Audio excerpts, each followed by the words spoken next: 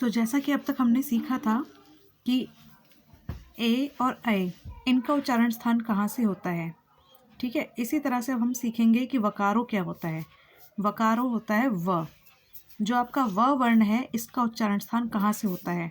व जब भी आप बोलेंगे तो आपका दांत और होठ ये दोनों मिलते हुए दिखाई देंगे, इसी कारण इसको दंतोष्ठ कहा गया है, यानी कि इसका उच्चारण स्थान क्या है, दंतोष्ठ। अब आता है अनुस्वार। ये जो आप इस तरह से बिंदी लगाते हैं किसी भी उस पे, अंक की बिंदी जिसे कहते हैं आप, इसका उच्चारण स्थान होता है नासिका। इसके बाद आता है आपका वर्त से। क्या होता है आपका, वर्त से। अब वर्त से क्या होता है, जहाँ पर भी आपके दांतों का जो मूल है, जहाँ से आपके दांतों की शुरुआत होती है, उसी को कहते हैं वर्त से। आप बोल के देखिए ना, जिस जगह पर ना बोलते समय आपकी जीभ टच हुई है उसी जगह को आप कहेंगे वर्त से। दांतों की जड़ जहाँ होती है उस जड़ को ही कहा जाता है वर्त से। जैसे ना, ज, र, ल, सा, ये सभी क्या हैं, इनका उच्चारण स्थान है वर्त से। अब हम समझेंगे कि अब तक जितने भी हमारे पेपर में आए हुए हैं क्वेश्चंस, एक बार देख लेते हैं उन सभी को भी। पहला क्वेश्चन है, भाषा की सबसे छोटी इकाई क्या कहलाती है। भाषा की सबसे छोटी इकाई जिसके आगे टुकड़े ना किए जा सकें वो कहलाते हैं वर्ण। इन वर्ण में स्वर भी शामिल है और व्यंजन भी शामिल है। स्वर आ से लेके अंगा खाली तक और का से लेके ज्ञा ज्ञाने तक सारे व्यंजन इसमें शामिल है। भाषा की सार्थक लघुत्तम इकाई शब्द कहलाता है। देखिए दो चीज़ें आ रही हैं यहाँ पर। दो चीज़ें क्या क्या है, एक जगह कहा गया है सार्थक, सार्थक, और एक जगह कहा गया है छोटी इकाई। दोनों में फ़र्क क्या है। छोटी इकाई तो हो जाता है आपके, जैसे आप इंग्लिश लिखते हैं तो ABCD होता है उसके लिए, ऐसे ही हिंदी लिखने के लिए आ अनार, आ आम, ये सबसे छोटी इकाई होती हैं जहाँ से भाषा की शुरुआत ही होती है। पर जब आप बात करेंगे सार्थक, सार्थक का मतलब होता है जिसका कोई अर्थ हो, तो ऐसी सबसे छोटी इकाई कहलाती है आपकी शब्द। तभी तो आपको मीनिंग पता लगेगा कि क्या कहना चाह रहा है कोई। जैसे राम, राम अगर मैं लिखती हूँ र, अ, म, अगर इनको मैं अलग अलग पढ़ती हूँ तो कोई भी मीनिंग नहीं निकलेगा। लेकिन र, आ, म, राम, राम लिखते ही हमें पता लगता है कि किसी व्यक्ति का नाम है। क्लियर हुआ। तो ये चीज़ें कहलाती हैं आपकी सार्थक ध्वनियाँ। जब भी सार्थक ध्वनियों की बात की जाएगी आपसे तो कहलाती हैं शब्द। भाषा की मूल इकाई क्या है, ध्वनि। ध्वनि से ही वर्णों का जन्म हुआ है। जब किसी भी प्रकार की कोई आवाज़ निकाली जाती है तो अक्सर वो आवाज़ आ अनार से लेकर के ज्ञा ज्ञाने तक शामिल होने वाले वर्णों की ही आवाज़ होती है। इसीलिए मूल इकाई किसे कहा गया है, ध्वनि को। इकाई 3 बार आया है और तीनों बार इसके मीनिंग अलग अलग है। एक बार आता है छोटी इकाई, एक बार आता है सार्थक इकाई और एक बार आता है मूल इकाई। अगर बात करेंगे कि बिल्कुल किसी भी वर्ण का ओरिजिन कहाँ से हुआ, तो ध्वनि से। किसी भी तरह की जो आवाज़ आती है उसी से बनती है वर्ण और वर्णों से बनता है शब्द। फिर से समझिए, शुरुआत होती है ध्वनि से, ध्वनि का अगला चरण होता है वर्ण, वर्णों को मिलकर के जो बनता है वो होते हैं शब्द। अब तीनों को क्लियर करते हैं। मूल इकाई ध्वनि, सबसे छोटी इकाई वर्ण और सार्थक इकाई शब्द है। तीनों का फर्क समझ में आ गया होगा। मूल वो जिससे किसी चीज़ की शुरुआत हुई, उसके बाद जो उससे बड़ा जो है लेकिन छोटी इकाई में कहलाएगा, जैसे आ ई। इसके बाद इन्हीं आ ई या क ख ग को मिला करके जब भी कोई एक शब्द बने जिसका कोई अर्थ मिले, इसमें ज़रूरी हो जाता है कि उसमें अर्थ होना चाहिए। अगर उसमें अर्थ शामिल नहीं है तो सार्थक नहीं कहलाएगा। तो ऐसे सार्थक इकाई को कहते हैं शब्द। कुल वर्ण कितने हैं, 52। वर्ण भेद 2, स्वर और व्यंजन। लिपि चिन्हों के क्रमवश समूह को वर्णमाला कहते हैं। अब आप देखेंगे तो शुरुआत होती है आ अनार से लेकर के और ज्ञ ज्ञाने तक। ये जो हमारा क्रम है, इसी क्रम को क्या कहा गया है, वर्णमाला। जैसे किसी माला में बहुत सारे मोती पिरोए हुए होते हैं लेकिन सीरीज में पिरोए जाते हैं, ऐसे ही आ अनार से लेकर ज्ञ ज्ञाने तक जितने भी वर्ण हैं, जब इनको एक सीरीज में एक माला में पिरोया गया तो बनती है वर्णमाला। अब आपसे पूछा गया है कि र ऋषि वाला जो है ये किस प्रकार की स्वर है, तो हमने पढ़ा था ह्रस्व स्वर होते हैं जिनमें एक मात्रक के उच्चारण जितना समय लगता है, इन्हें कहा जाता है ह्रस्व स्वर। और ह्रस्व स्वर 4 हैं। कौन कौन से हैं? वो हैं हमारे अ, ई, उ और र। स्वरों की कुल संख्या होती है 11 और व्यंजनों की कुल संख्या क्या होती है? 33। स्वरों के उच्चारण बिना किसी की सहायता से होते हैं, ये अपने आप में ही सक्षम होते हैं, इन्हें अपने उच्चारण कराने के लिए किसी और की ज़रूरत नहीं होती।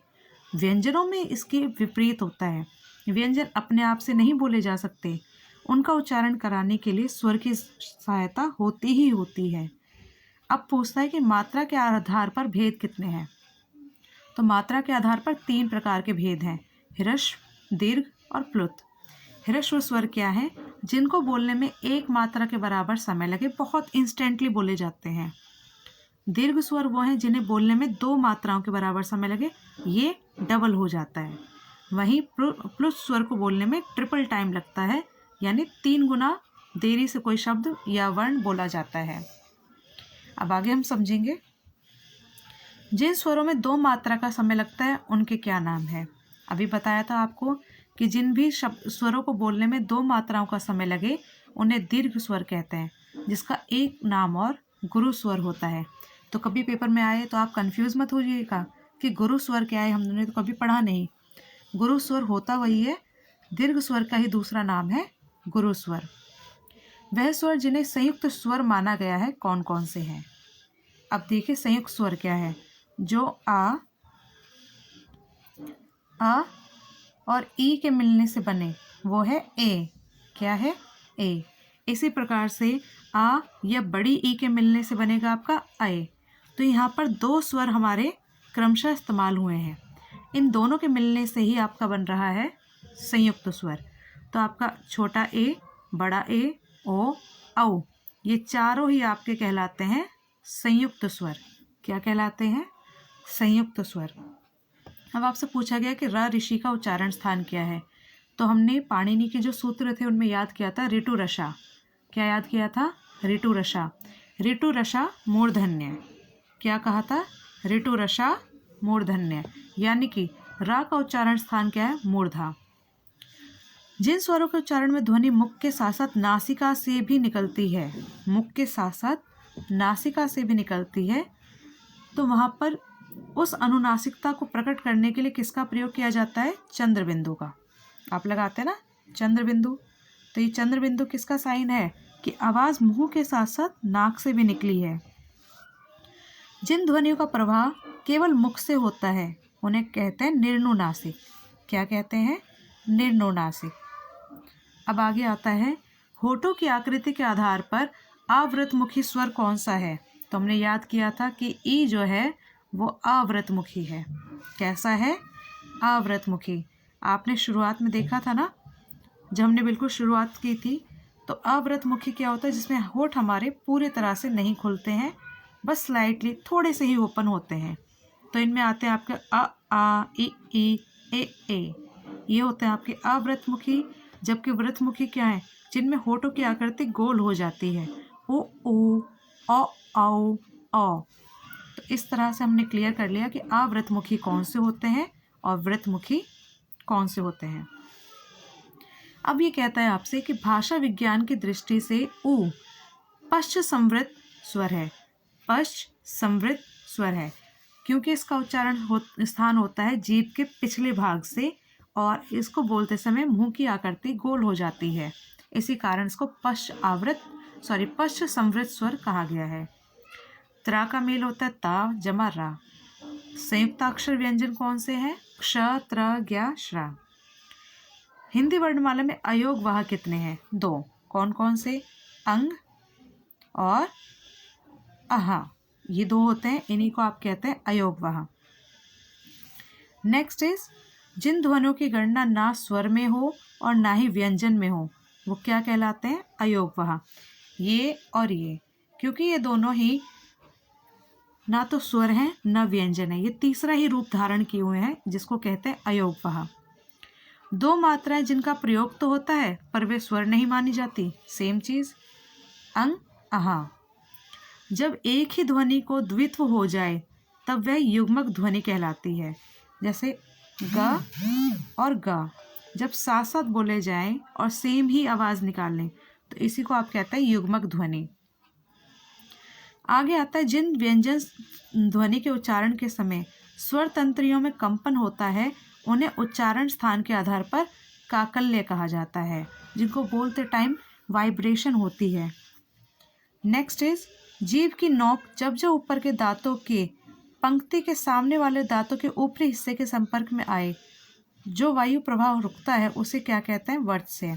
मैंने कहा था ना, जहाँ पर हमारे ये दांत स्टार्ट हो रहे हैं इस ही हिस्से को आप क्या कहेंगे? वर्त से। क्या कहेंगे? वर्त से।